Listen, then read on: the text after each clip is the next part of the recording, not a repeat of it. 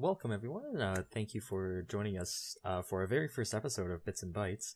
I just wanted to let you know before the video starts that there are going to be major spoilers regarding what happens in this game. We're going to be talking about the story and the ending, and there's going to be footage as well that may show where some of the secrets are and basically what happens at the end. So what I would suggest is if you haven't played this game yet, I would highly recommend buying it, supporting this awesome developer, and just play the game.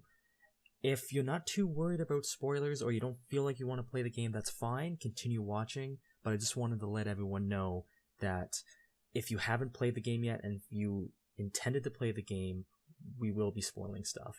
So with that being said, please enjoy.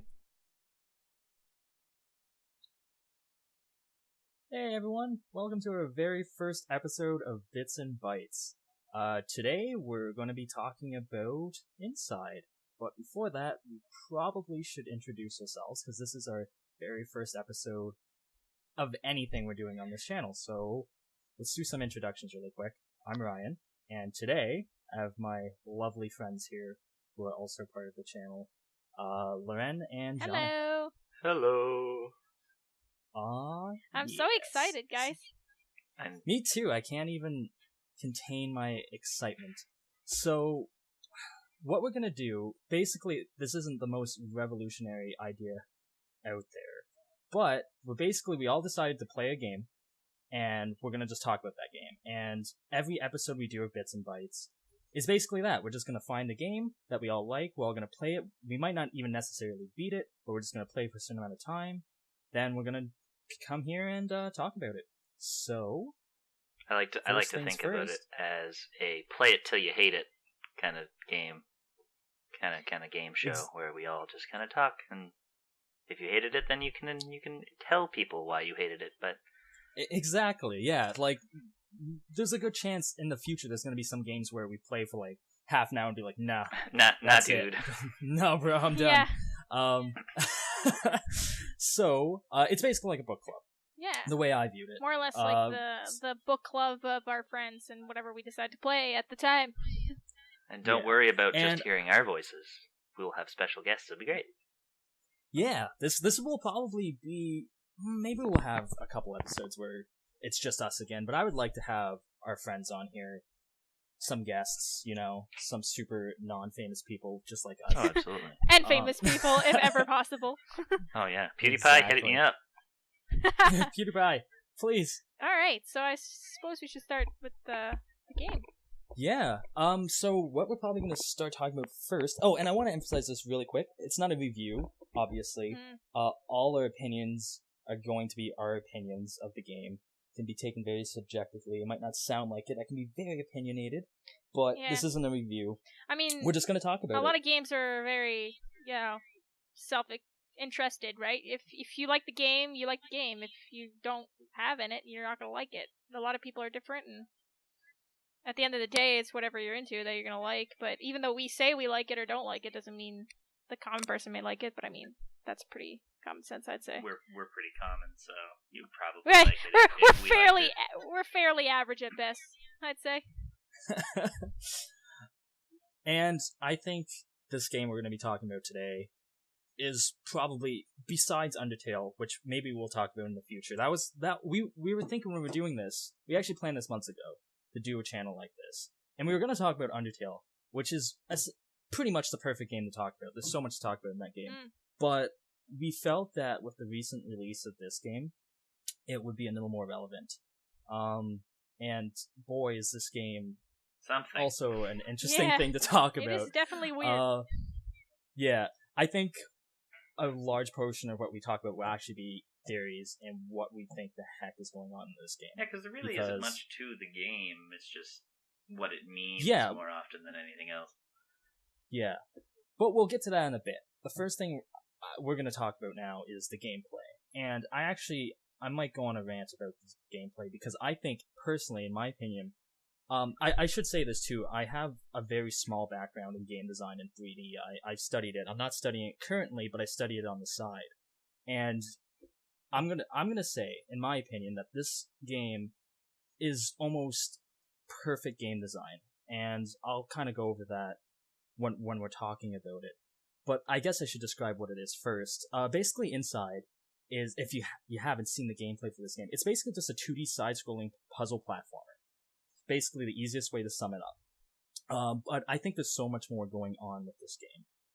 Beside that, what I mean by game design is that I view a good game as something that doesn't, for example, present a lot of text on the screen. Like, hey, you need to press the A button to jump, or it's show you a controller layout. It's very simplistic without being overcomplicated. You know what I mean? Like, it's very simplistic, but it still has its kind of, I guess, depth to it. I mean, there are a lot of physics puzzles and a lot of things involved that may or may not be ordinary, but it's still not to the point where, you need a manual and you need to bust out the internet to figure out what you're doing. Well, that was the thing that was kind of endearing to me, was you press start and you're in the game. There's no, loading screen. It's just you're in the game, and now you have to figure out what the heck you're doing. And that's the great part. This game doesn't treat you as an idiot. Like you said, Jonathan, you're in the game, nothing else. Like, it doesn't tell you move this way, use the analog stick to move, press A to jump. You're just like, okay, I'm here. What do I do? Okay, let's look at the controller. Pretty much figure it out. I probably am gonna go right. Yeah, because that's one example. The way the game is presented, there's no way it's clear that there's no way to go back. You come down a little cliff, the screen is shifted to the right, so you know you want to go in that direction. So you just kind of put the pieces together and you start moving. And like I said before, there was a part, I believe, early in the game where you see a wall and you can't get up it, obviously, it's too high, and you see a fridge there, and you're like, okay, what can I do? Obviously, if I get the fridge over to the wall, I can climb the fridge and get over the wall. Once again, the game doesn't tell you, press the X button to move objects. You kind of just figure it out. I'm like, okay, let's start pressing buttons. I press the button, I notice the kid kind of moved a little bit when he reached for the fridge. Turns out the kid's a super freak and can move a whole fridge by himself. Exactly right. That's true, I didn't even think of that. He just kind of... How full is this fridge? I'm a little cynical at times, I'm sorry. Yeah. So yeah, and that's exactly what I mean by good game design. It's the game is teaching you how to play by playing the game, and that's it. And it does it so well, constantly. I thought it was interesting because I actually watched Jonathan play half this game on his stream. I played it before him, and then he played it after me. And I noticed that everything that I figured out, he figured out just as quickly. And it was just basically him playing the game. And it's hard to explain, it's something you really just have to experience. And I told you before this video started to play the game, and I really recommend playing this game. It's very hard to describe how it teaches you by just playing. Watching it, you can't see that. You can't see the person thinking in their mind, okay, what am I gonna do? I found, there's not a lot of games like that exist. Yeah, because at its core, it's basically a 2D side-scrolling puzzle platformer, right? That's basically the essentials of it, but they expand upon it, with good level design, which is what's core, especially to a side-scrolling platformer. And I would compare it to the classic Super Mario Brothers game. That's a game you're just thrown in, you're there, okay, I guess I gotta move forward. World 1-1, okay, let's do it.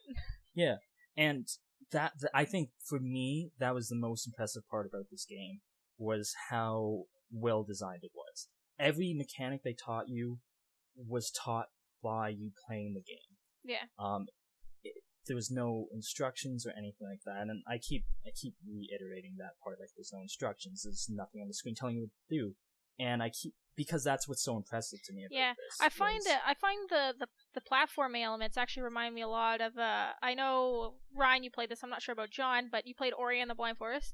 It kind of reminds me of that, where it's the platforming is very, very basic, but it works well and it does it well. And I mean, realistically, you don't need fancy, gadgets and controls and whatnot to make a good game, but they seem to have made it despite being fairly simplistic, Exactly right. And if you think about, I was just talking to my mother before we came onto this, and I was trying to describe to her how the game was played, and I said, well, imagine you picked up the game and started playing Mario. You have left, right, up, down, and jump. That's about all you really have until you figure out that, oh my goodness, I can grab things?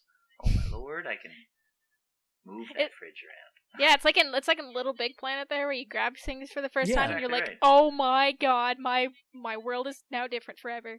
And and I'll say this too, and this kind of ties into what we're going to talk about next.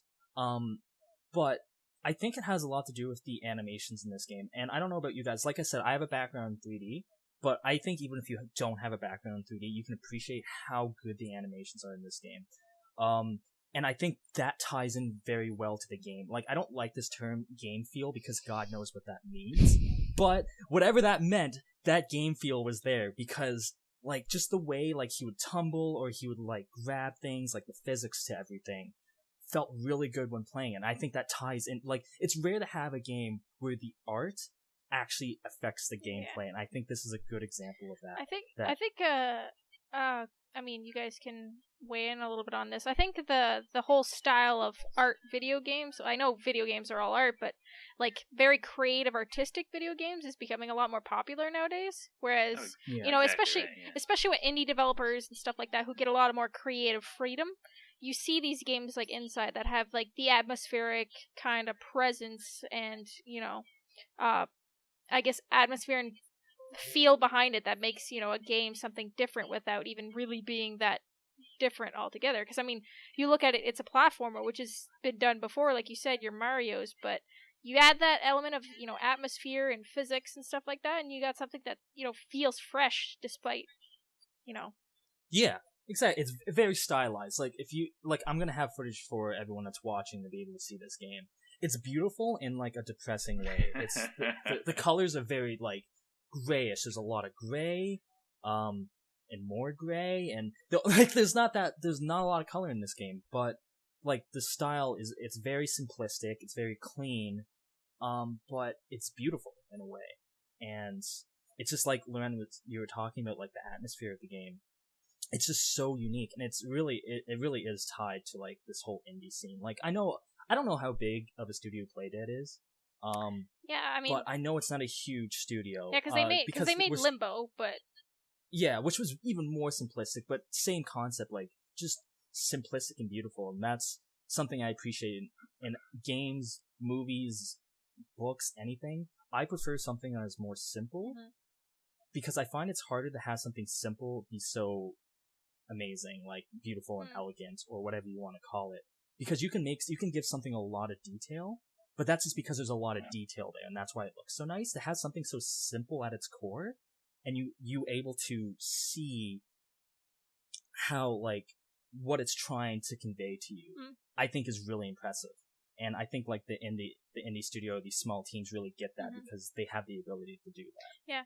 They're not pressured by publishers or whatever. Yeah. And we can rant on forever about indie studios, but I think it does tie directly into that. And like I said before, this game to me was just a pleasure to watch, and interact, and just felt good. And I think going on the atmospheric content, I think what's really interesting with Inside compared to a lot of other games is the narration is very, very, very limited, very small. Like, really, honestly, like you said, John, you press start and you're in the game. There's no description, no cutscene. There's literally nothing for you to go on then besides nothing you start. Tells you what you're doing. Why you're there, what's going on. You start as this little boy, and that's all you know, right? Which is kind of interesting because a lot of games feel the need to lay down this narrative for you, this scenario, like what you're doing. Whereas here, it's like, guess what's happening. Use your imagination, use your creativity to try to figure out like why is this happening? Why am I running around in this abandoned, And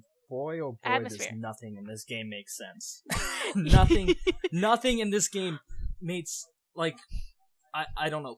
Like, at first when I thought I understood what was going on, I'm like, okay, I get it. I know what they're doing here. I've watched lots of sci-fi movies. I've watched lots of horror. I can see what's coming. And then, like, the next moment, there's, like, I don't know, one moment I'm running away from guys in masks. The next moment I'm pulling worms out of pigs' butts. And, like, I'm not making that up. Like, that's something that happens in the game. And it's crazy, and it keeps doing that over and over and over, and we'll get more into that when we talk about our theories and story of the game. There was one thing I wanted to mention really quickly, but I forgot, so never mind. Because I can't remember what I was going to say. Well, to furthermore the point that you both brought up about the indie developers, I find that because they're indie developers and have the time, and maybe like they have free range. It's just them working on a game, so they can put as much time or effort into the game as they want. And I found that the developers actually put quite a bit of time into, as you were talking about, the art style and the atmosphere of the game, just to be simplistic, but also give you that feel of uncertainty and not knowing what's coming and being a little confused literally the entire way through the game. And I think they did an amazing job, just like most other indie developers do. So, going on the thing of being confused, I don't know if, Ryan, you'd like to make like a little kind of recap of the story, just so like people watching at home can kind of understand what exactly, or at least... I've never been asked for a more difficult task to describe what's happening in this game, but like essentially the story, you play as a little boy in his little red shirt, the only color really in the game, and you're just thrown into this world, and the whole point is just to keep going right, I guess. That's the thing about the game, like they never establish what your goal is. You just kind of assume, based on, as I mentioned before, the well designed levels of the game, you know what you're supposed to do, but you don't know why you're doing it. But like setting wise, it's in like some weird dystopian future, maybe future, I don't know, past, but there's a lot of things happening in this game. For example, we have people that are mind controlled, or they're like zombies. I don't know what they are, but we also have like these. They look like like mannequins in stores, or like crash test dummies. Yeah, they essentially look like that, but like they're running around just aimlessly, like mindless. Exactly, drones. yeah, and it's like a nightmare. Really, it's creepy as fuck. Yeah, and as far as we could tell, like, they're being herded by these people. Like, initially it's these people in masks, but then the masks disappear later. But you notice that most of the people are usually just in black clothing. But there's also some kind of element of machinery involved as well. Like, I don't know if you two remember, the parts where the lights saw you and it shot down like the electrical, like that wires, spring-loaded garbage. Oh my god, it scared the crap out of And me. I noticed something when I went back to the game too, and this is another example of like just amazing detail in this game. Remember the first time you see those robots? They have the lights. You have to turn the light on and then get past them and then go up an elevator. I noticed the first time I didn't make this connection because I didn't get killed by those lights at that point.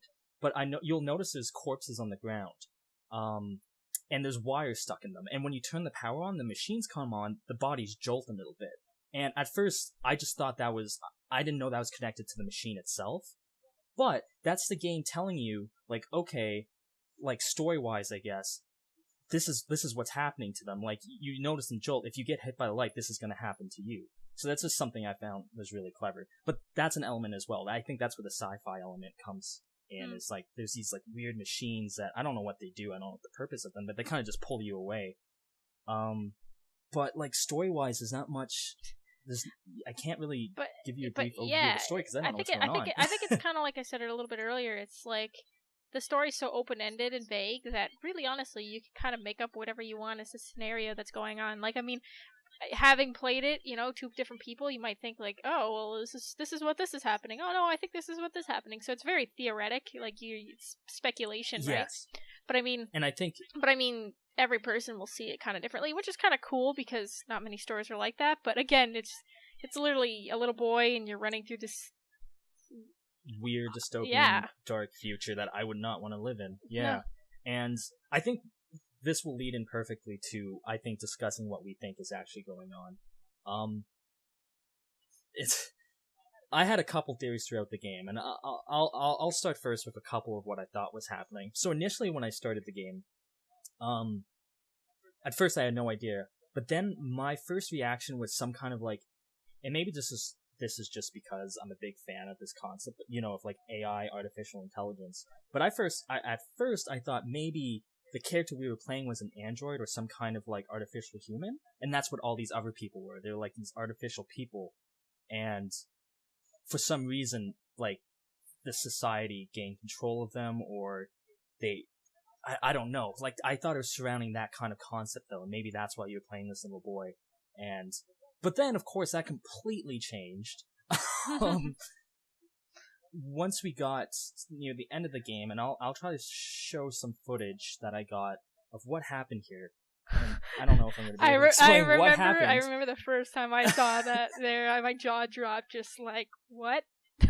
Yeah. I just didn't understand what was going on at the time. So basically, what happens at the end of the... I guess, like, saying what happens at the end of the game, like, I know what's happening.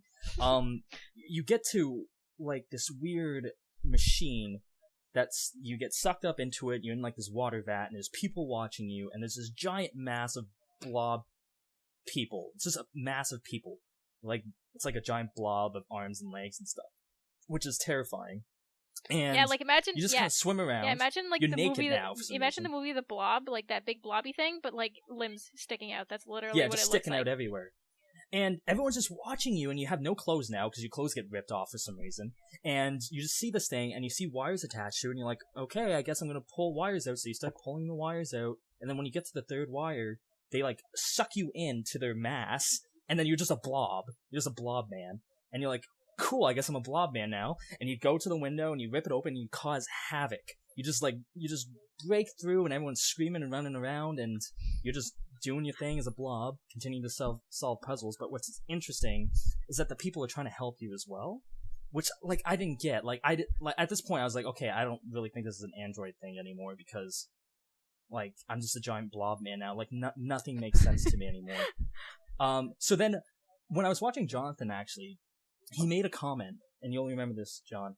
You said, when do we question when science goes too far, or something like that, as a joke? And I said, maybe that's the whole point of this game. Maybe there is no story, because there's so many different things happening. Maybe it's just this comment on, like, our society and our obsession with, like... weird shit. This weird science. Like, I'm not against science. Don't get me, I love science. But, like... people love playing with, like, the dark side of everything, right? Kind of like, I don't know if you guys heard of the show Black Mirror. I've been watching that recently. It's the same kind of concept. It plays with the idea of, like, if technology went wrong. And I'm wondering if, like, maybe that's what this game is. It's just like, hey, it doesn't need an explanation for the story. There really is no story. It's just kind of like, science can get pretty dark or something. I don't know. Like, I thought that would have been interesting. Like, as I was mentioning before we started, there was I was trying to find a quote for Alfred Hitchcock, but if you've ever seen the movie The Birds, that movie never explains why the birds start attacking, and that pissed a lot of people off. But Alfred Hitchcock never, like, he enjoyed the idea of not having to explain everything. Like, he pointed out that, like, human beings need an explanation for things. And there's just like, why? Like, why do we need an explanation for it? Like, maybe there is no explanation. Maybe there is, but it shouldn't matter. And I know that's kind of like a cop-out theory, like, oh, there is no story. It's just weird shit happening. But it's an indie developer who got too much money and time on his hands. Yeah, exactly. Like, they're like, let's just do some weird stuff. And, like, maybe they expected people to try to create all these theories. But then, once I went back, because there is a secret ending, and I'll talk about it after you guys talk about your theories. I don't want to go on too long. But I went back and got the secret ending.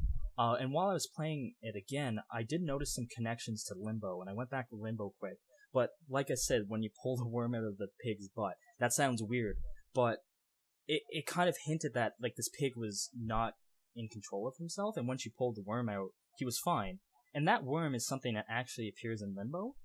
And there's other things connected as well. I believe there's the worm, and then the drone people. That's something that appeared as well. So I don't know how, but maybe it's a prequel to Limbo. I'll have to go back and play Limbo. Maybe it's a sequel or a prequel. I think it's a prequel because if you play Limbo, you'll notice like the cities look pretty abandoned. Like there's like a lot of overgrown trees and grass and stuff in the world. I don't know. Those were my theories. Essentially nothing, because I still have no idea what's happening in this game. But I'd like to hear what you guys thought was going on. Well, John, you can go first if you'd like. Sure. Well, I only had really one moment where I would say I kind of tried to figure it out. And it actually dawned on me when I first... I don't know why, really, because the gameplay I was doing at the time did not in any way point at this. But I was always wondering, maybe this game is some giant metaphor for children growing up. So the kid comes into the game not knowing what's going on, and neither do you as the player. but as you progress through the game, you're shown puzzles, things that make you think about certain aspects of the world, like where you are, the environments, and then you're faced with very scary things, like the kind of crazy troll babies in the water. Those are scary as hell. That's based on your theory as well. That could be like when you're growing up, kind of facing. This sounds cheesy, I guess, but like kind of like facing yourself or like viewing yourself in some way, your own personal demons, because everyone goes through that. So, exactly right. And then everybody has a little bit of demon baby in them. No worries. Yeah, demon baby. And by the way, F that part. Oh man, F that part. Man. If you rewatch my stream, it's probably the most scared I've ever been in my life. Yeah. My stream, I remember, I actually shuddered violently because there was that part where it's like he's chasing after he or she, whatever, is like swimming after you, and it's really close. I'm like, you just get on, you're like, I don't like it. Well, I think it's terrifying. The thing that bothered me the most is when you had to go underwater, had to press the button, and then you had to go back up to lead him away, just so you could go back underwater and close the door again. Oh my god. Because continue. Anyway, sorry, So it's a metaphor for growing up, and as the game progresses, you get closer and closer to what I would call adolescence, and then into adulthood. And I believe, just thinking about it after listening to your talkings, I was kind of wondering, maybe there are two different metaphors at the end of the game. One which you can't actually use because of life and all of that, and that would be at the end of the game when you turn into the giant abomination of a whatever. That's you, what I would call becoming a chrysalis, and be like your evolution between child and some mindless, grotesque something that is you growing up, and that's like the teenage years. That's such a dark view. Like, when you're an adult, you become a giant blob monster. Exactly. Everyone questions what you are. You are the most terrifying thing alive. But the one thing that I noticed, and this is the kind of thing that kind of put it into perspective for me, and something that I was like, maybe this is, maybe this isn't, I don't know, is when you, just about the end of the game, when you're just about to become this giant blob monster, as Ryan alluded to earlier, your clothes fall off, and you look very, very similar to the creepy troll baby in the water, right? And of course, earlier in the game, the creepy troll baby gives you the ability to breathe underwater and all of that. So, in my opinion, it seems like there seemed to be two options to the game. One where you become this thing, this abomination, and you wreak havoc and then end up on the cliffside somewhere. But then, just in my scenario, it seemed like you almost could just stay in the chamber and don't become that, and then become one of these child baby freaky monster things, which may sound a little weird, but if you think about it as someone not wanting to grow up, not wanting to take that final step and become an adult, and they just wanted to stay some creepy baby in the water, trying to pull even creepier people into the water, then it kind of works if you think about it that way. I like that. Yeah, that's interesting. It's actually a really fascinating way to look at it, I guess. Yeah. And it was funny because I never brought even that up, thought of that. When I first started, I didn't stream the first probably half hour of the game. That was one of the things. I'm like, maybe this is just a big metaphor for growing up. And then when I turned into the big blob, I was like, maybe this actually makes sense. That's what I love about this game too. Is that like I was saying before, maybe it has no meaning, but has multiple meanings as well. It's just trying to it's just whatever you think it's about. There's no specific viewpoint of it. It can be whatever you want it to be. And that's why it's fascinating. Most games don't let you do that. It's usually like, this is what it is. Yeah, and even to further more the theory, I guess, to be able to put your little mind control helmet on and kind of manipulate adults, what they look like in the game are adults, in the game to do what you want is you learning persuasion, learning how to control not necessarily yourself but someone else. And even furthermore than that, if you want to look at it in a different way, say the crazy physics and the water on the ceiling and the weird waterways that might just be your character or your character as they're growing up hitting those kind of hardships, those I don't know why or how this is happening, but I'm going to have to deal with it and move on forward through life and try to figure out, do I want to become an adult or do I want to stay this creepy troll child? Yeah. Yeah, no, that's definitely interesting for sure. I never actually would have thought of it that way for sure. Yeah, neither have I. What about you, Lorenne? I'm curious what you All right. also thought. Actually, I had a different perspective than both of you because actually, although Excellent. Ryan and John actually played the game, I didn't actually play the game. I only watched the game.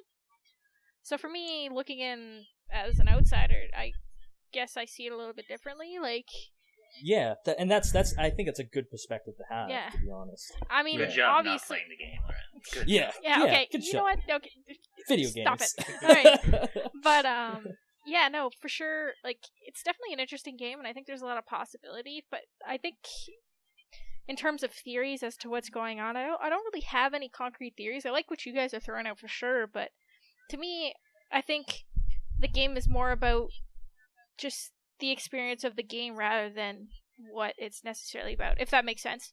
Like, I think the developers made the game in mind saying, you know, let's let people think what they want to think and just kind of leave it open-ended so that people can, you know, create these theories and whatnot, not having necessarily a concrete theory to fall back on.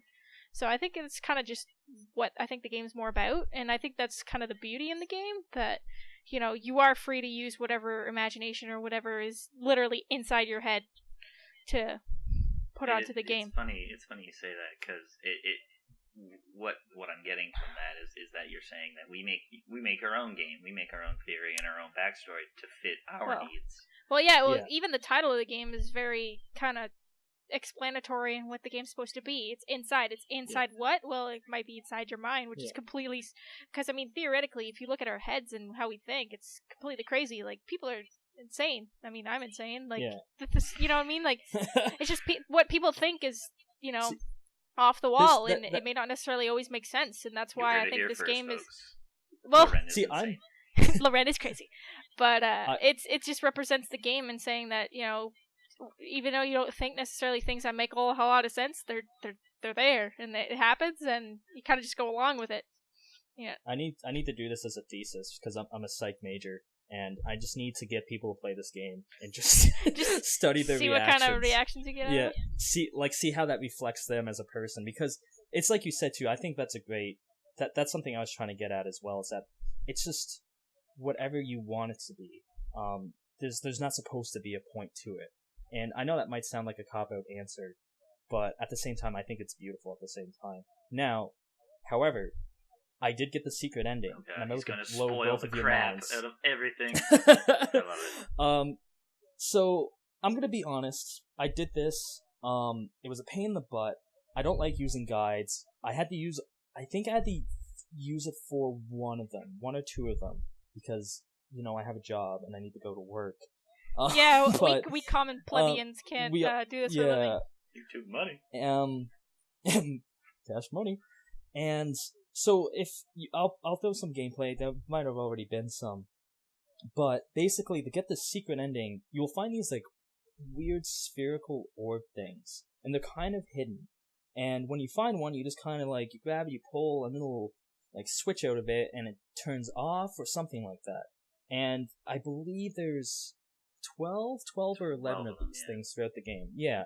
Now, Jonathan, I might have missed it. I don't know if you actually found this room, but there's one point in the game where you're going to find a ladder near the end, and if you go up instead of down, you'll find like this giant room with a giant version of that.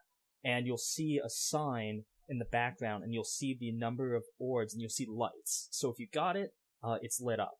So once you get them all, which I went back and did, and thank God the game didn't make me go back and play it from beginning to end. I love the game, but yeah, the chapters like clearly they designed this in mind to go back and find these secrets.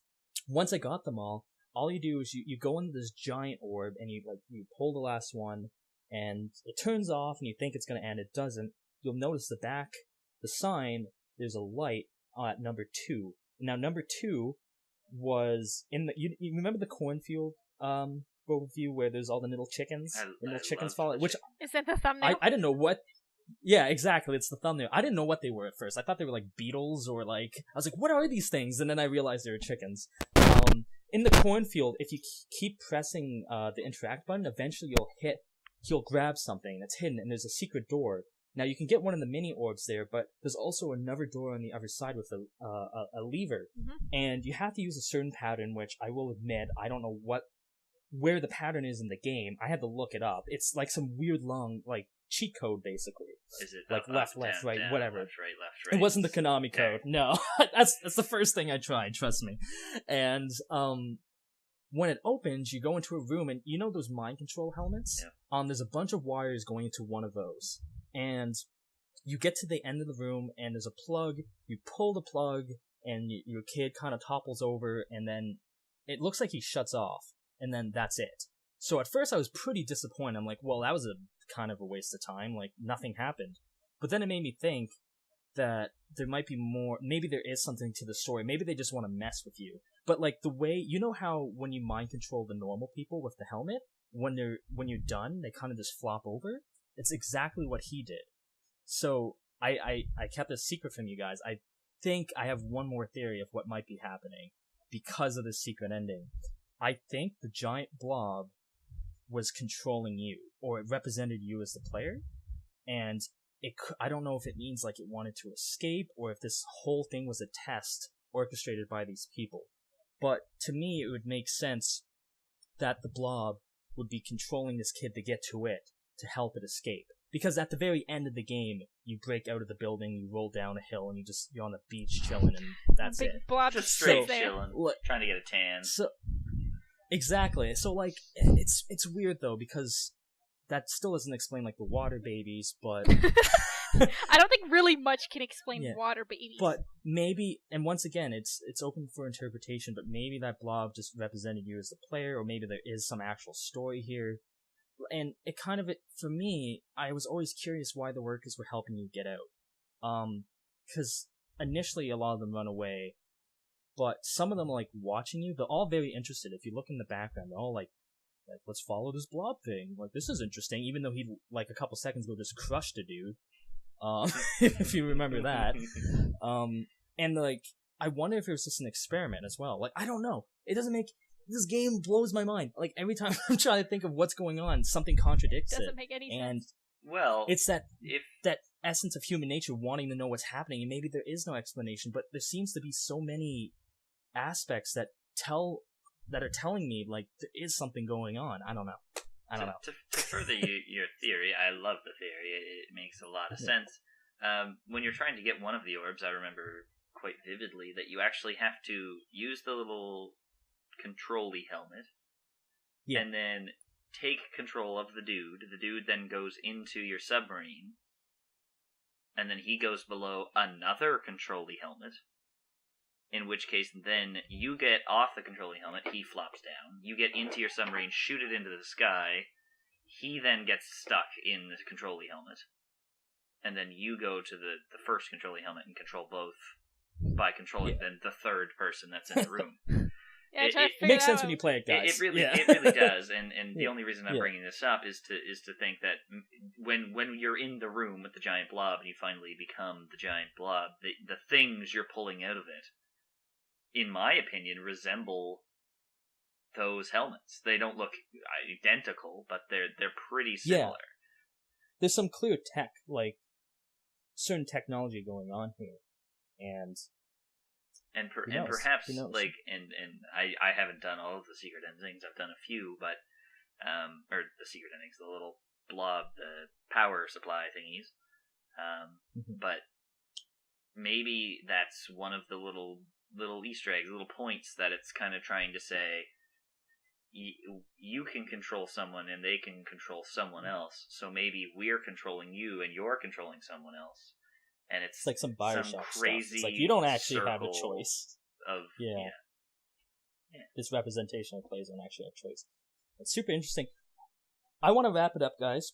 Yeah. We've actually been talking for a decent amount of time, so I'm very excited. I think this went really well. But before we conclude, I just want to hear your overall thoughts on the game. Just kind of like, what did you like it? Did do not like it. Maybe it's something it could have done better. Anything like that. We'll just kind of go around and, give a brief summary of what we thought. So, who wants to start? Go ahead, Lauren. Well, overall, like I said, I didn't quite play it, but overall, I'd say it's a pretty interesting game. I mean, price point wise, I can't remember how much is on Steam. What is it, like $10 or something? I think it's $20, $30. $20. So I mean, it's a little up there, and there's only about 3-4 hours of gameplay. I think I clocked 3 hours, but I think that's I was including 4 because I got stuck. Yeah. At one spot. Yeah. So I mean, it is a little bit pricey considering the length of the game. However, if you do enjoy 2D side-scrolling puzzles, I definitely probably would recommend it for sure, just because it's a different, interesting experience. I mean, if you got, if you're waiting for your big games to come out and you have nothing to do, I'd definitely give it a whirl.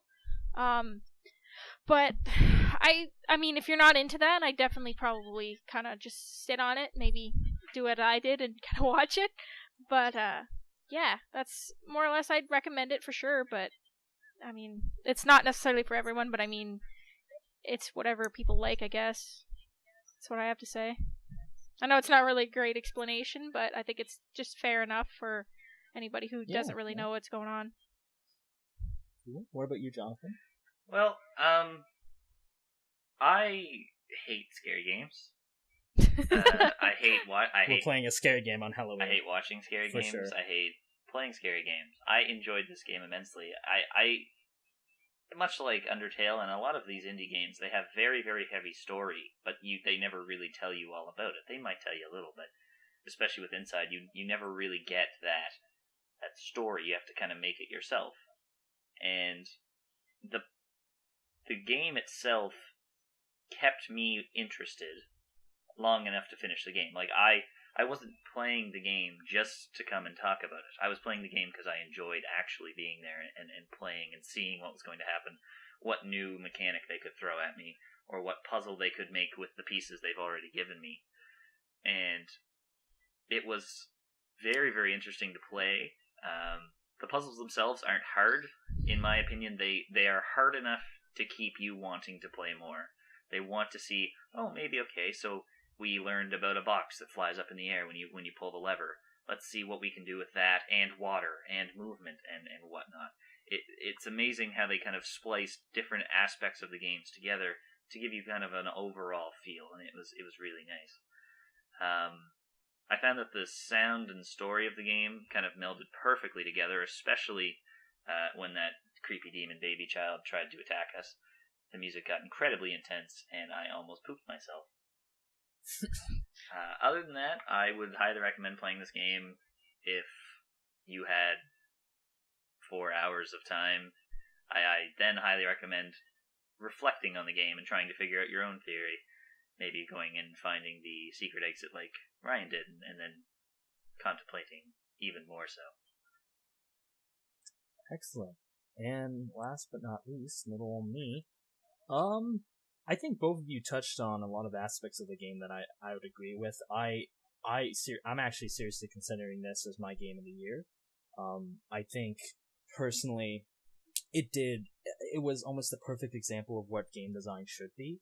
And like Jonathan said, for me too, the puzzles, I forgot to mention this, but this game, if you can sum it up in a sentence, it's like, oh my god, I'm an idiot. Because every time you play these puzzles, you don't know what's happening, and then once you figure it out, you're like, wow, that was easy. How the hell did I not figure that out sooner? Yeah, it wasn't actually easy, though. It was just you're an intelligent human being, and it treated you as one. And a lot of stuff was common sense, and I think it's so common sense, it kind of tests our, we're so used to games this is what you're gonna do, this is how we're basically programmed to play these games. And this game kind of is look, it's actually not that complicated, you don't have to overcomplicate it.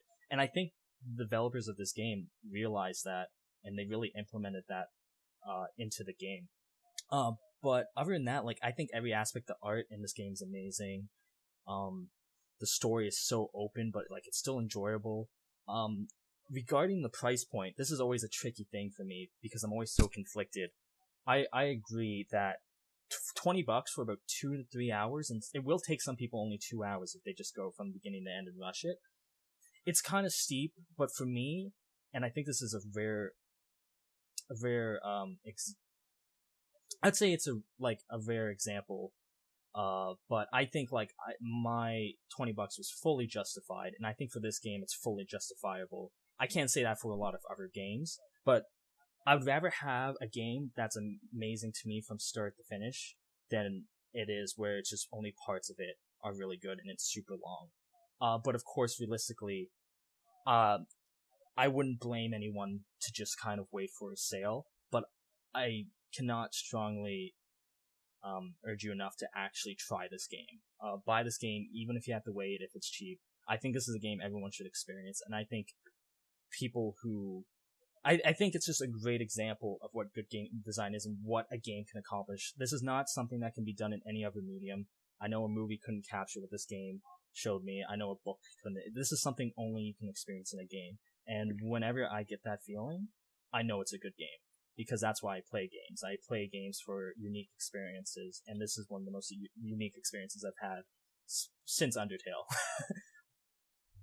So I think that's it. Yeah. I think that was good. Yeah. Awesome. If I can sum up what we just talked about for 45 minutes, screw troll baby water babies. Troll babies are the worst. Go get out of here, troll babies. Anyways, everyone, thank you so much for listening. If you've made it this far, I love you. You're the best. Yeah, hope you enjoyed it. Hope you'll come back. We're gonna have more. We do have lives, so it's not gonna be consistent. But if you have any suggestions for a game that you'd like us to try, tell us. We might just look into it. But we'll be back soon with a new game, and yeah, thanks for watching. And remember to like, comment, and subscribe. Do it. Now we sound pretty professional. Honestly, I don't care. Just watch the video, and enjoy. I hope you enjoyed it. And if you did, sure, like it. If not, if you did like it, you don't have to like it. I'm not going to tell you to live your life. Do what you want. But all right. Anyways, guys, thanks. See ya. See ya.